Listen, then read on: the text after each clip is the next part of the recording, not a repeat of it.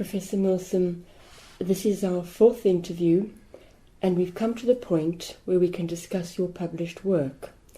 Everything I've learned from scholars who have reviewed your books indicate that you are, to quote Professor Ibbotson, the lawyer's legal historian par excellence. Today I hope we can talk in general terms about the background of the writing of your books, and perhaps we can turn over some stones to reveal a few aspects hitherto not discussed in more scholarly fora. Your life's work seems to me to read like a long journey in a carriage, during which you constantly sought true meaning from situations for which most, maybe all of your fellow passengers initially accepted the conventional Maitlandian view. As you discerned what you saw as the truth, you patiently, repeatedly presented your evidence to convince, dare I say, convert them. This has been an heroic, perhaps a lonely exercise in forensic legal investigation, and in his review, 2003, of your Natural History of the Common Law, your last book, Professor David Ibbotson said that some of your heresies have now become orthodoxies.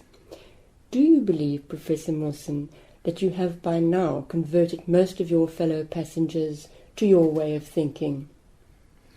I've no idea. I've honestly no idea. I don't talk to anybody.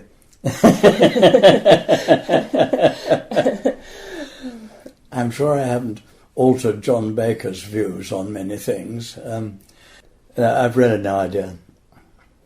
In terms of your tools of trade, so to speak, this is a crucial aspect of your work, and to do what you've done, you must have been proficient in both Latin and Anglo-Norman. Your original training at school was in science, yet by 1958, when you took over from Plucknett L.C. Shank's manuscripts that became the Novae Narrationes, you must have already been very well versed. At what point in your training did you acquire these vital language and calligraphy skills? I've no idea. I'm sorry, I never set out to learn anything. If I had something that I had to make out, then I had to make it out. Yes. It's as simple as that. So to that extent, I just learned as I went along. You went along.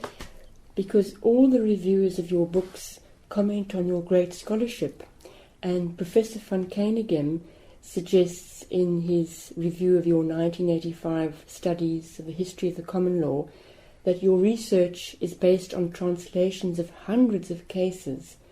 So physically, what did these actually consist of, Professor Milsom, these cases that you went through?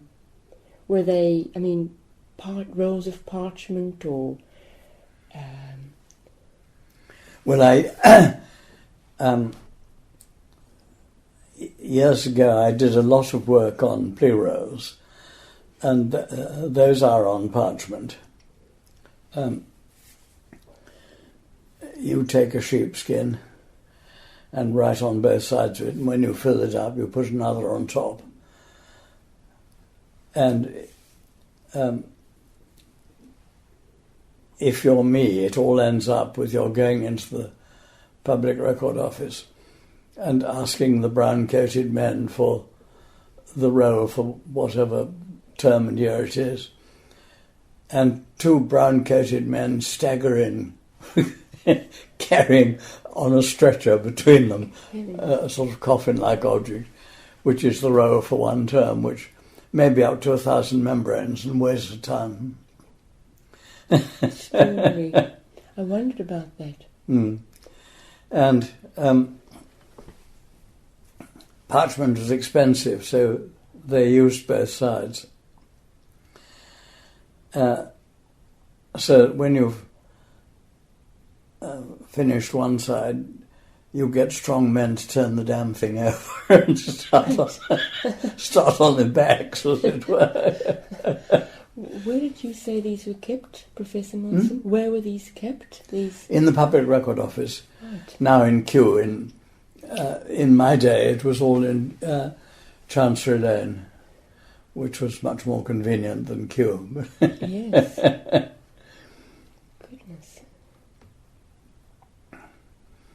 and it's all there. I doubt whether any society, the Chinese probably have kept their records better than us, but I'm sure otherwise we're the best in the world. Because I assume that in the compilation with Professor Baker, he did a lot of the work, the 1986 Sources of English Legal History. But for your earlier work, you must have worked alone long hours in these, I suppose, there must have been fairly sort of dusty archives. They have a reading room. The one I haven't been to Kew. The one in Chancery Lane was an enormous round room with a big round table in the middle. And I suppose probably nearly 20 people could sit at this table and work. And my plea rows were never popular because when you've read a bit, you flick it over to get the next bit, and the dust of ages is shot into the face of the person opposite. There's nothing you can do about that except avoid sitting opposite me. They're hard work. And the writing is tiresome. Not as tiresome, I mean, once one's learnt it, it's not as tiresome as one might think. But it is highly abbreviated. So you get the first two letters of a word and then a squiggle, meaning there's more.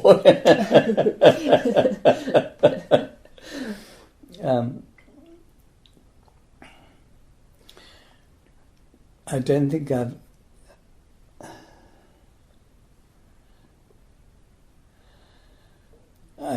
I'm sure I haven't got... I've got a lot of photocopies, but they're all in the basement of this house, and I can no longer get into the basement, and I'm not going to encourage you to go and look because you won't find them. Also, it's dangerous. It's a dangerous staircase.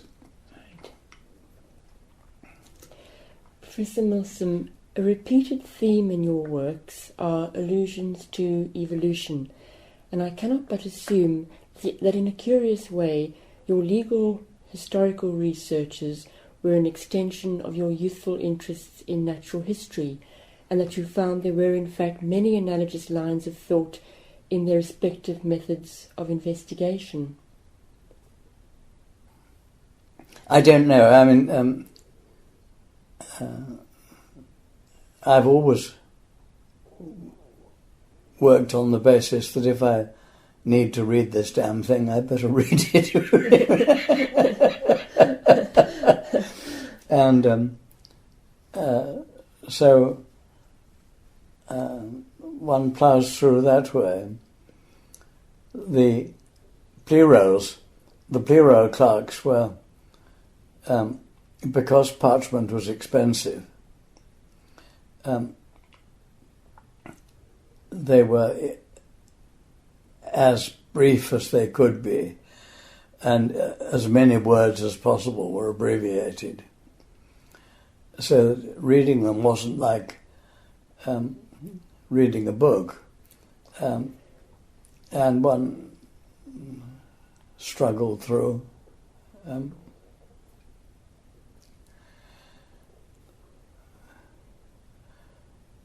I never, to all intents and purposes, I never worked on manuscript yearbooks, because everything I needed was in print. And why bother? I mean, if you suspect that whoever edited it's got something wrong, you can generally guess what it ought to have been without actually going and looking. In the preface to your 1985 book, Studies in the History of the Common Law, you talk of a Darwinian kind of ecological system in the thinking that led you to your early works, for example, your 1954 Cambridge Law Journal paper on trespass. And this is again brought out in your 1981 second edition Historical Foundations, where you talk of the law changing slowly and piecemeal, and you say that what really changes is not so much the law as the context. Yes, I think I stick by that. But of course, it puts you into an incredibly difficult position in trying to work out what the hell was happening. Yes, absolutely.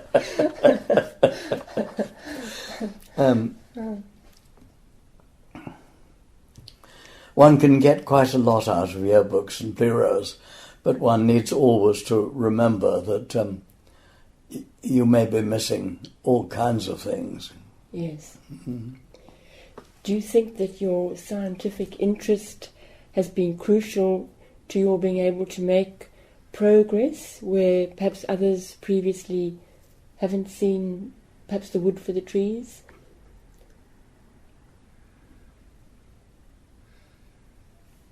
I have no idea of the answer to that. I've always,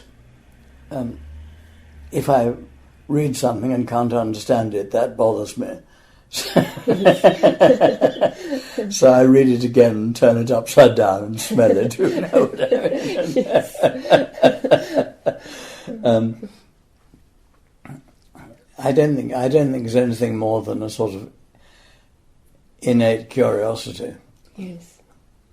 One of the reviewers of your Natural History of the Common Law, somebody called Elliot Gardner, said that your analyses highlighted two pitfalls that had ensnared historians: wrong assumptions that they had about the true meanings of words, and lost assumptions of the time periods that they studied. And he compared you to a natural historian analysing a somewhat patchy fossil record. If we use this analogy, Professor Milsom, you must feel that you've discovered several Darwinian so-called missing links during your career. And what would you say was the most important find that influenced your work?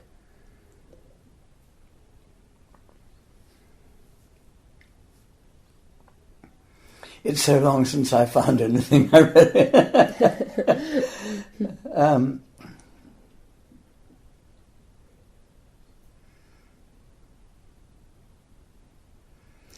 I wish I could remember. I do remember once in the round reading room of the old Public Record Office, reading something, and suddenly an awful lot of things fell into place. And I was so excited I got up to walk around out in the corridors. And I was so excited that I turned into the corridor before I was actually through the door, with the result I got a most colossal bang on the head. That brought me to my senses. I have no idea what it was. In your eulogy to Maitland in Westminster Abbey in 2001, you mentioned that Maitland was originally spurred to action by a visiting Russian academic who said that a wealth of data lay in England that no one had bothered to analyse properly. You have followed Maitland's example, Professor Milsom, and done your own, if you like, unearthing. And do you think that there are still other uninvestigated collections of medieval legal records waiting to be discovered? I think they've probably mostly been discovered. There's probably a lot of, or a fair number of, local records of either manor courts or county and 100 courts that people know about but haven't used properly yet. And they tend to be in provincial record offices, not very comfortable to work on. So I guess people probably just leave them alone, as I did. There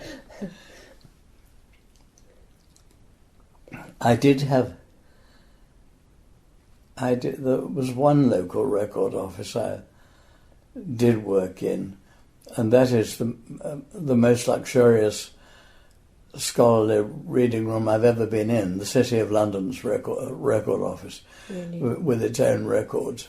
Gosh. Wonderful, almost like the House of Lords, with red leather chairs and God knows what.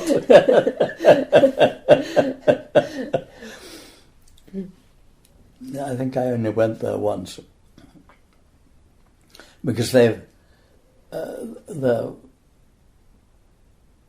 forward-looking people, and they've most of the stuff that they can see is important. They've printed. Right. There must have been a huge amount of careful sifting over the information, carefully going through these old manuscripts, painstakingly. One came across a question and went to look at the likely sources of information, and then got stuck into those sources and forgot why you'd gone there. If you know what I mean. Yes. It sounds like a very enjoyable period in your professional life, Professor Milsom, where you became lost in your subject. Quite hard work. Yes, it was fun. Yeah. Yes, yes.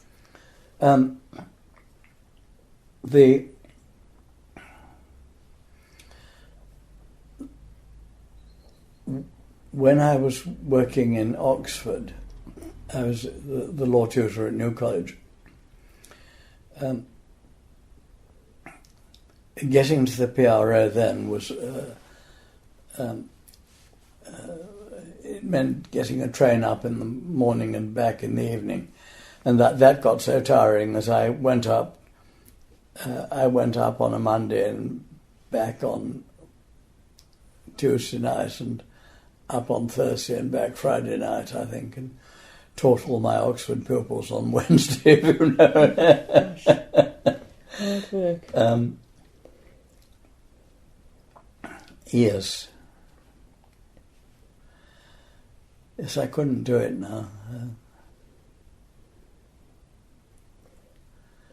It must astonish you to look back on what you've achieved.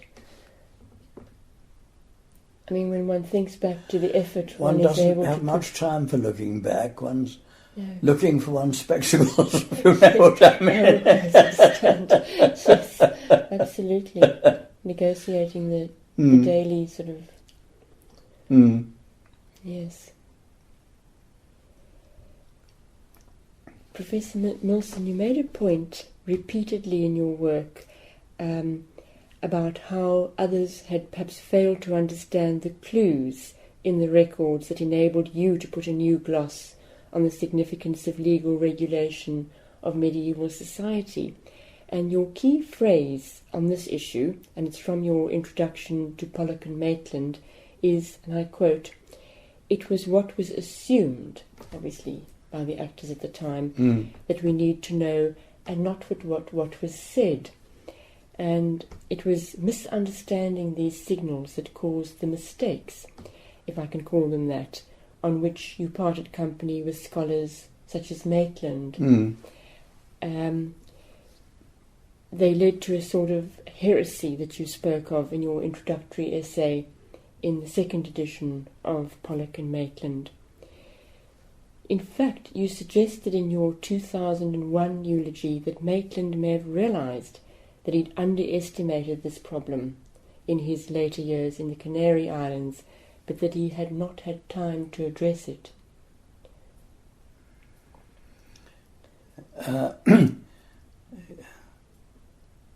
I think all that's pure speculation.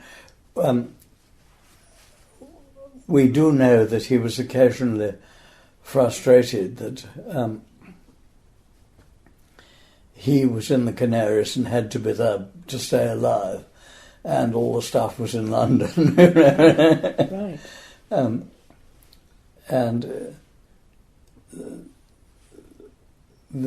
This was, I mean, in his day there was photocopying of a sort, but it was very primitive and rather expensive, Right. and I don't think he managed to take much with him to work on.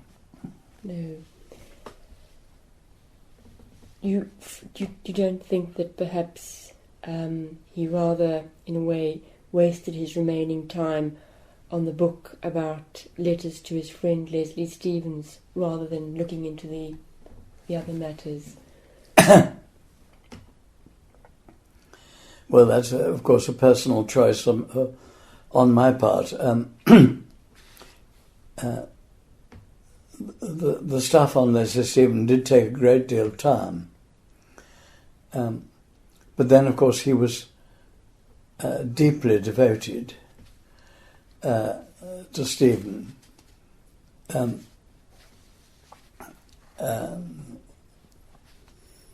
And partly because of his marriage.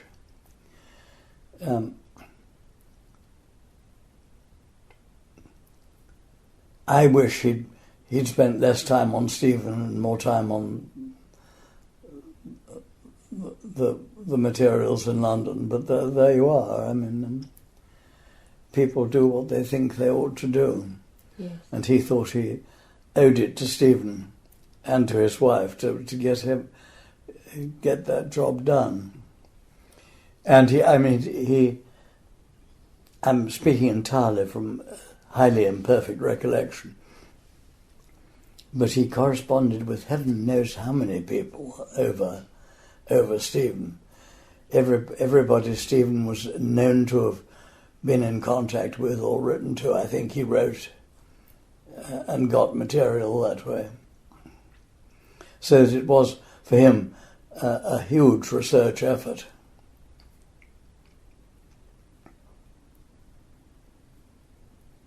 When you think of the distances in those days, Mm. must have been a considerable effort, actually. Mm.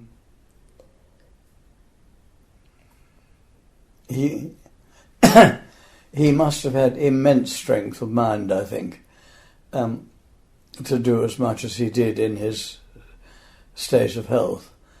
I mean, most of us would have got to the Canaries and relaxed in the sun. I would have.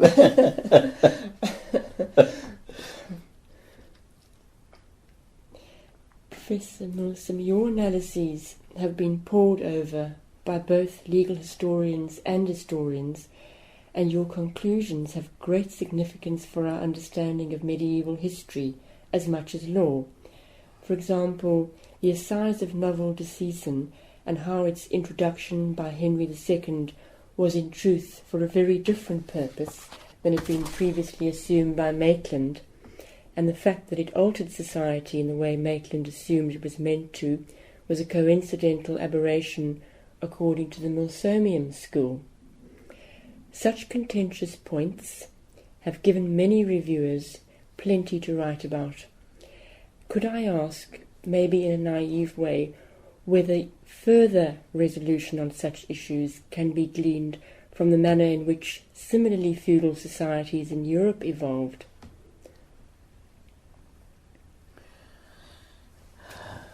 Like most of my answers this afternoon, I don't know. Perhaps none were analogous to England. Well,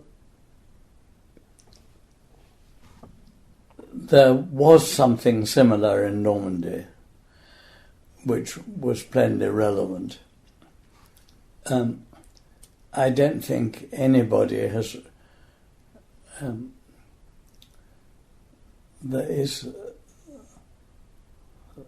There was a Frenchman called Marc Bloch who did a bit about it, and Van Caneghem looked into it up to a point.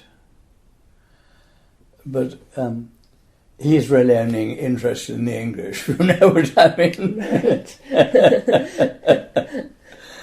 Yeah.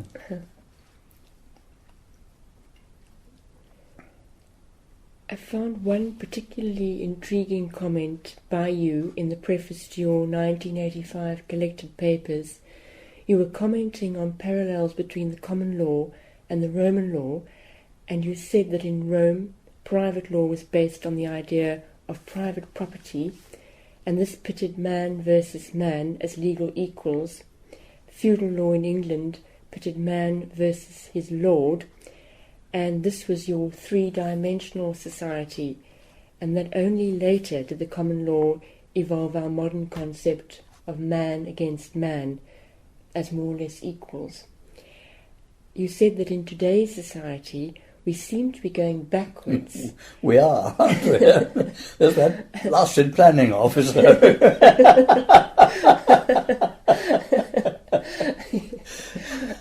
Sort of latter-day lord. Yes, that's what I wondered.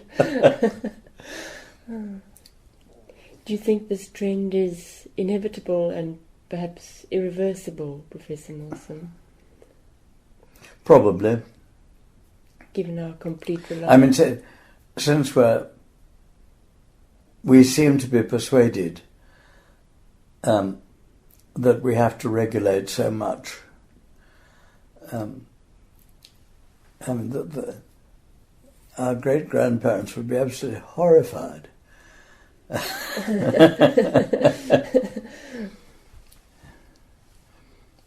I really would be horrified. I think even my old grandfather.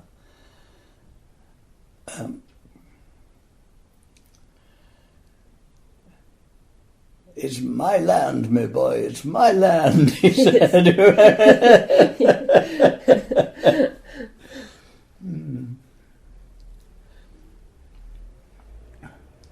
He was no nuisance. Was he?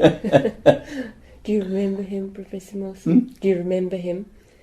Not very well, but yes. Yes, I remember not all my grandparents, because my father's mother died when he was born. But I do remember his father's second wife, who was sweet, Christian Scientist. Got pushed off a bus in Bath during the war, broken ankle. Wouldn't go to a doctor. Hobbled about on that ankle. Luckily her brother was a doctor, and he succeeded in slipping in some medication and inside chocolates, if you know what I mean. Good heavens. But she was an indomitable woman. Just held the right thought, dear.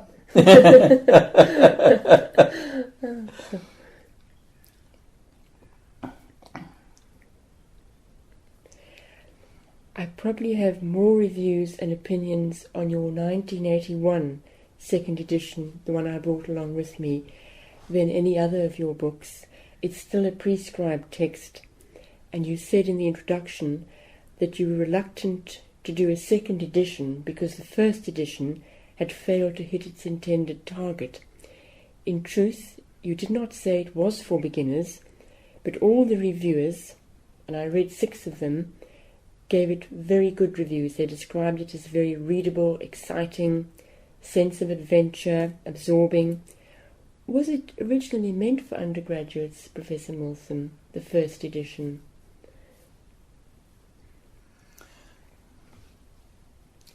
Well, Butterworth's commissioned it as a student book, so I suppose it was, but I was just writing for myself, I'm afraid.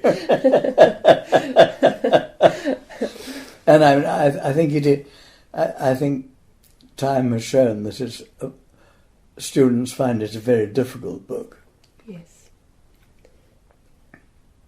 Similarly, the second edition, the reviews, I mean, you had rave reviews. It was described as gratifying, exciting, a tour de force, remarkable, unorthodox, ambitious, and one reviewer Friedman at Vanderbilt University said that your book is very important and difficult, but a wonderful book.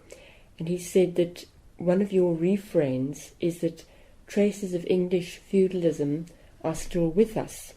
He didn't say where you said this, but if this is so, Professor Milsom, what did you mean by this? Well, hard to make sense of it to somebody who's never done any English land law. Yes, absolutely. But English land law is a sort of deep frozen feudalism, if you know what I mean. Right. To a large extent, I mean, there are all kinds of features of it that can only be explained in terms of its remoter history. Right. And that if one was starting afresh, one wouldn't dream of doing that. But of course you can't start afresh, because far too much of the wealth of far too many people depends upon it. So. Yes. And anyway, I shudder to think what a rational Frenchman would make of a nice new modern shiny English land law.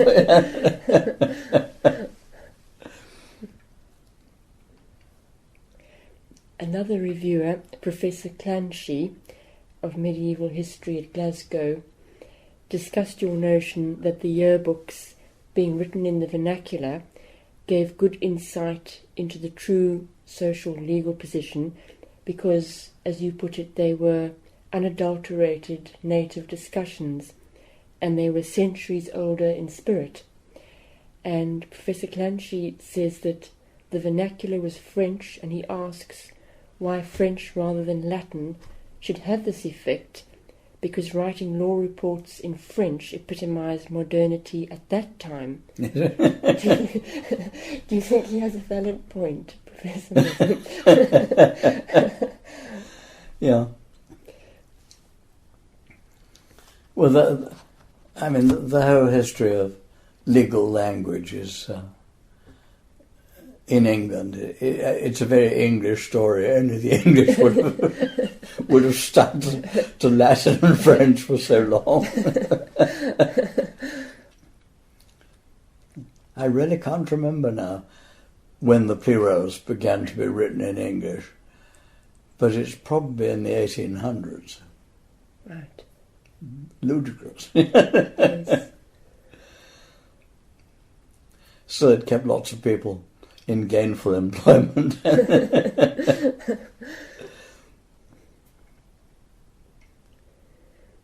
If I could just come back to what seems to me the most pervasive and innovative theme of your legal research, your very subtle combination of analogues of biological and legal evolution, which seems to me a very unique feature of your work. Could I ask your opinion on some criticism on this concept, levelled by Professor Ibbotson in his review of your last book, your Natural History of the Common Law?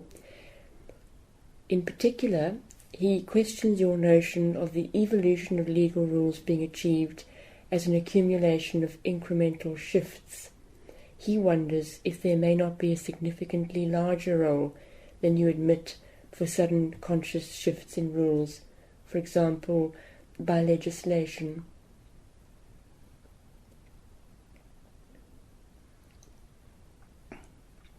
Well, it depends what time you're talking about. I mean, legislation, until the 19th century, legislation played a tiny part, absolutely tiny part in the development of English law. And good thing too, probably. The judges have really done us quite well. Right.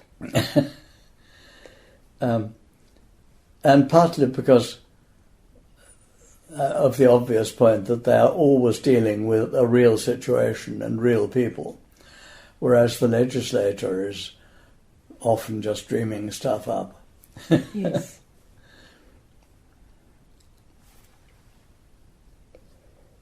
in retrospect, your most productive period for writing books, Professor Milsom, seems to have been while you were at the London School of Economics.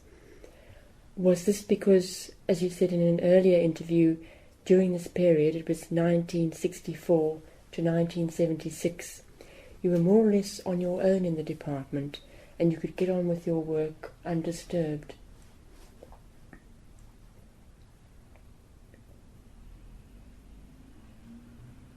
I suppose so. I really don't remember.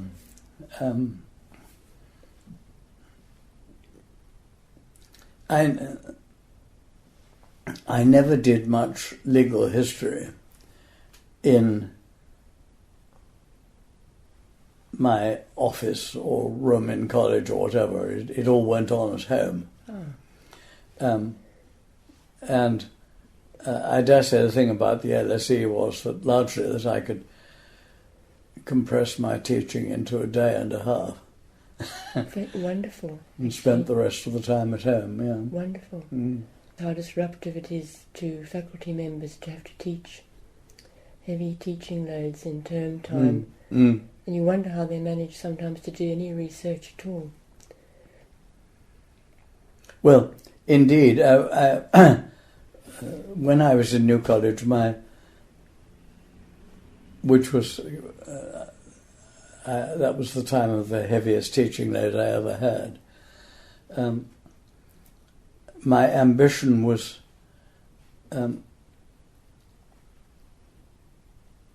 not to let go of whatever I was trying to write in term time. Do a tiny bit every day, or at any rate every week, just so as not to slip back to the starting point. Right.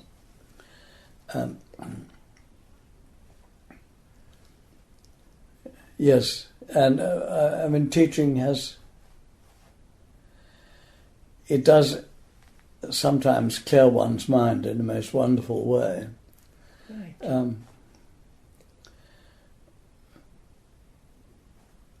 Mainly because of questions from very stupid undergraduates. They're the profitable ones, as it were. Clever undergraduates. They know what you're talking about and they don't question you. Stupid ones can't make head or tail of it, and their questions can be very helpful. Right. Mm. And I've also always thought that there's nothing like lecturing for making one sort out one's own thoughts. Forcing you to crystallise your ideas. Well, you've got to work out what they are.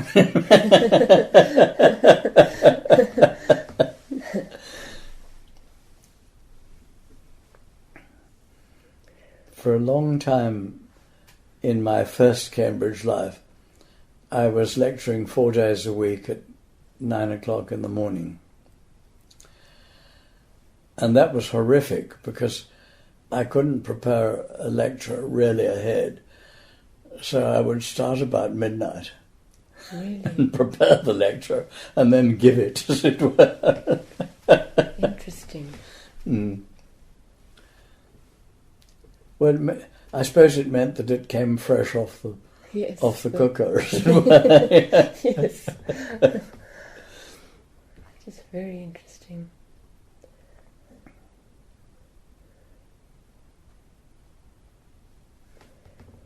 What would you consider to be your most important book, the one that perhaps best sums up your life's work, Professor Milsom?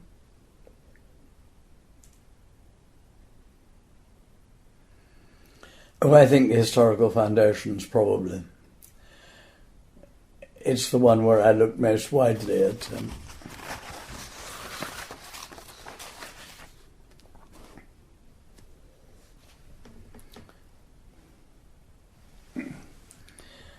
there's really nothing. I mean, there's only two to choose between, aren't there?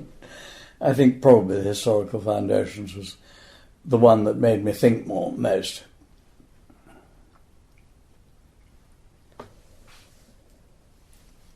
Finally, do you think it is true to sum up your view on the beginning of the demise of the signorial world with the notion that the assize of novel disseisin forced, and I quote, it's a very quotable quote, what had been done must now be done in favour of what ought to have been done.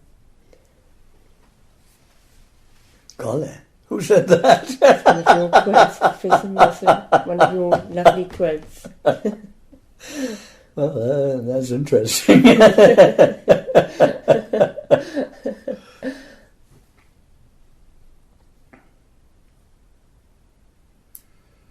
Yeah, it has an the size of an old citizen has an extraordinary history. From starting a sort of kind of grandiose peacekeeping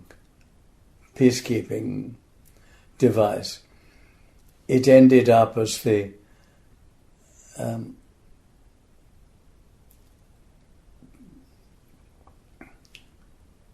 forum, the way in which most land disputes were settled. Highly, I mean, it's not that chaps went and threw each other out and then had a fight, as it were. Very often a decision would be dreamt up in the lawyer's office in order to start a lawsuit. Right. Mm.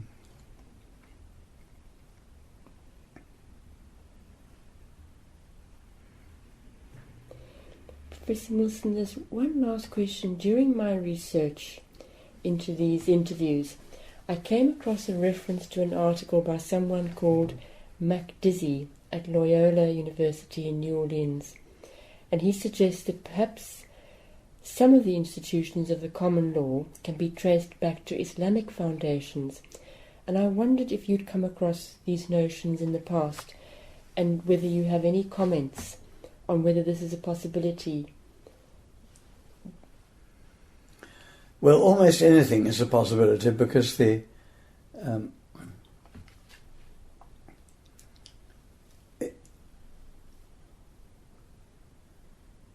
even if only because of Spain, as it were, the Islamic law did have tremendous influence. But honestly, I have no idea. I think that Professor Baker might have done some work on this, perhaps. But it's not something I know anything about. I just thought I'd, as a final... I must ask him one of these fun days. I haven't seen John for ages. Do you see him? Not a lot, no. No. But I think he's away quite a bit. I know that he's often, or used to go to New York. He has an association with them. Yes, he used to spend a lot of it every summer in New York, as did I before him. That's right. Yes, yes. Yes. The New York University Law School, they had what was an interesting idea. Ages ago, they founded a course for law teachers. It wasn't really aimed at teachers in law school, but people teaching law in business schools, and they would come for 6 weeks in August, New York City.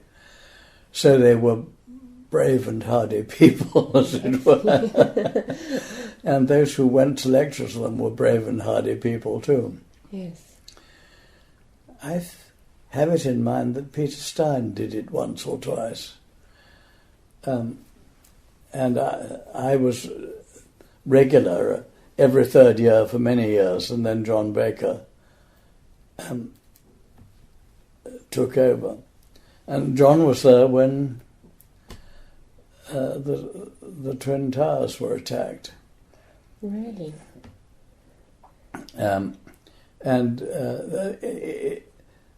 The law school's in Washington Square, which is not all that far from downtown Yes. New York. And he had the most extraordinary description of what he saw. Really? Mm. Good heavens. Frightening, actually. Very. Mm. Absolutely.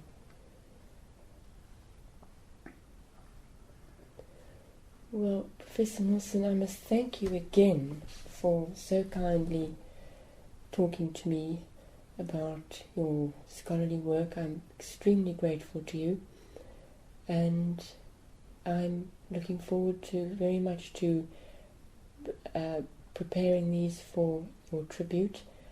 And in that regard, I wondered whether you had a chance to perhaps find a photograph that I might borrow or two. Oh, God. Don't worry, I mean, any time. There's no rush. I will look, and if I find something, I'll send it to you. Thank you so much. At the faculty. I can always just pop along. You know, it's very easy Right. on my Okay. bike because I'm just a minute or two away, and I take very good care of it. I'd scan it in a way that in no way harms the photograph.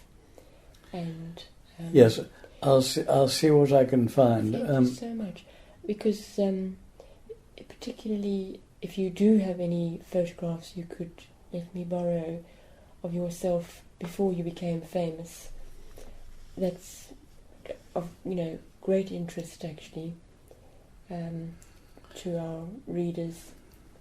Photographs of the scholars. I had a snapshot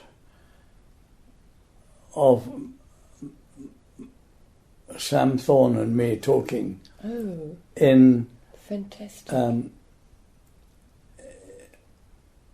in Cambridge, Massachusetts, and I'll look and see if I've still got a copy. I know the loose copy I had, I gave John Baker because I thought it was kind of appropriate, as it were. Right. Yes. And I expect he put it in the bin, but wow. I'll look and see if I can find it. Thank you so much. Mm. I mean, if you wish, I can come and help you to look for some photographs. That would be a pleasure. No, you couldn't. Everything is in such a mess in this house that it will take some assorted ferreting. There was a studio photograph of me done, gosh, I should think in the early 1950s. And if I've got a copy of that, I'll that would be dig wonderful. that out too. Absolutely wonderful. It was an extraordinary... When we were in London, I used to get my hair cut in a place in Bond Street. And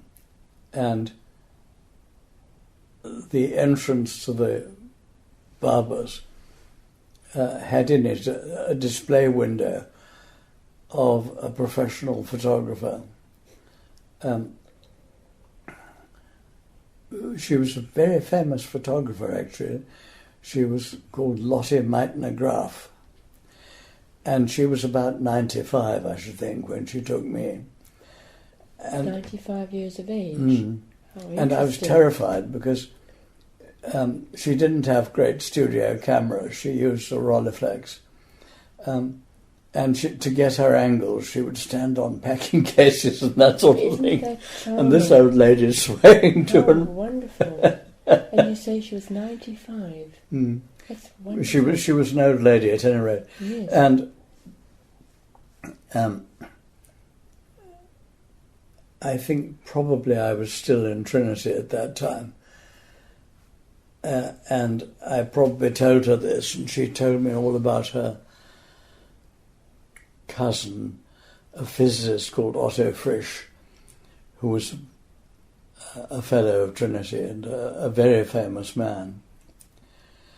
And she was very well connected. I mean, she had all kinds of famous relatives. And she was a lovely lady, actually. It sounds like a very nice occasion, very enjoyable. Because, of course... My wife took me for my first visit, and the old lady said, "Well, that's you done. Now I want to do your wife." And she took some beautiful photographs of her, who was a rather striking appearance, as it were. Right. Well, if you would be prepared to let us have a photograph of your wife, that would be wonderful. I'll see what I can find. Absolutely. Yeah. Yes. I may only have. I'll see. I may have a spare copy. I may only have the one that I've got in a frame. Oh. In which case, perhaps you could borrow it. And absolutely, Professor Milsom. I can very easily scan a picture in a frame. In fact, when I interviewed Mickey Dyers several years ago, I photographed in his home paintings of his grandfather and his uncle, who were also in the judiciary. They were judges in Sri Lanka, weren't they? That's correct. Ceylon in those days. That's right, exactly.